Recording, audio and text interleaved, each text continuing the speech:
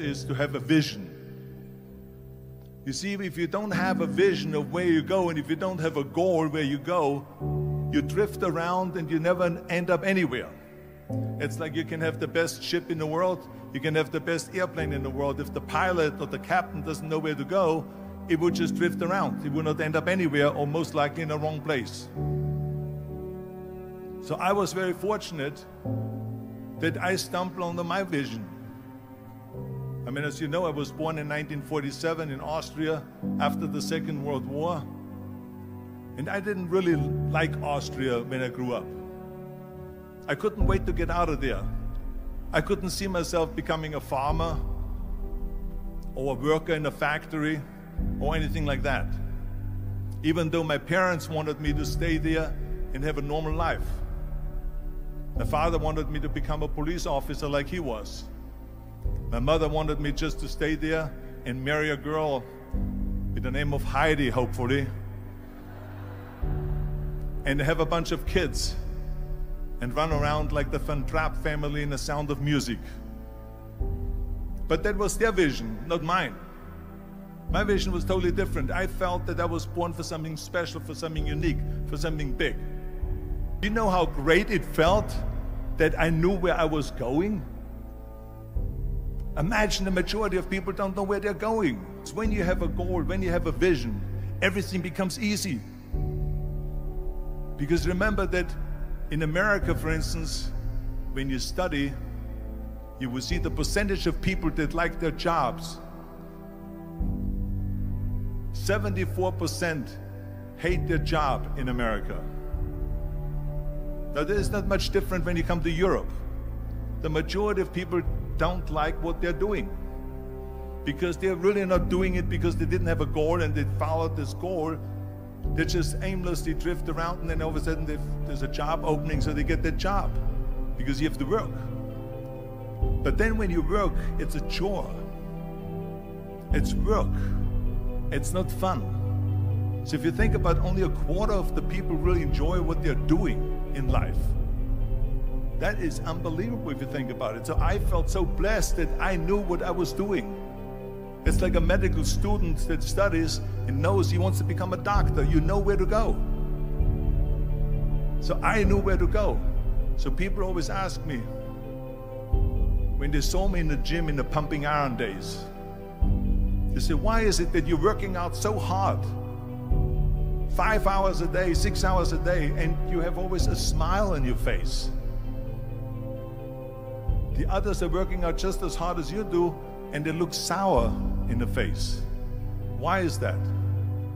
And I told people all the time, I said, because to me, I'm shooting for a goal. In front of me is the Mr. Universe title. So every rep that I do gets me closer to accomplishing that goal, to make this goal, this vision turn into reality. Every single set that I do, every repetition, every weight that I lift will get me a step closer to turn this goal into reality. So I couldn't wait to do another 500-pound squat. I couldn't wait to do another 500-pound bench press. I couldn't wait to do another 2,000 reps of sit-ups. I couldn't wait for the next exercise, for the next half hour of posing and all the kind of things that you have to do to be a champion. And with the age of 20, I went to London and I won the Mr. Universe contest as the youngest Mr. Universe ever. And it was because I had a goal. So let me tell you something, visualizing a goal and going after it makes it fun. You got to have a purpose no matter what you do in life. You got to have a purpose. So that's rule number one, have a vision. Rule number two is, don't listen to the naysayers. Don't listen to the naysayers.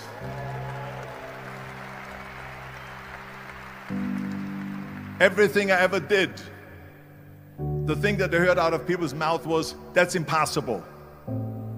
That can't be done. Or no. So whenever someone said to me, it can't be done, I heard, it can be done.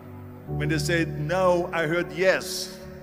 And when they said it's impossible, I heard, it is possible. I'm a strong believer of what Nelson Mandela said, that everything is always impossible until someone does it. Well, I'm going to be the one, I said to myself, I'm going to do it and I'm going to show it to them. Maybe it has never been done before. That's perfectly fine with me. But I'm going to do it. And I did not listen to the naysayers. The next thing, the third point that I'm going to make to you is, before we sit down with Jürgen and talk about the rest of the three, is work your ass off. There is no magic pill. There is no magic out there. You cannot get around. You have to work and work and work. And it drives me crazy when people say that they don't have enough time to go to the gym for 45 minutes a day and work out, or to do something for 45 minutes to an hour a day to improve, if it is physically improve or if it is mentally to improve. Imagine you read 1 hour a day about history. How much you will learn after 365 hours in 1 year.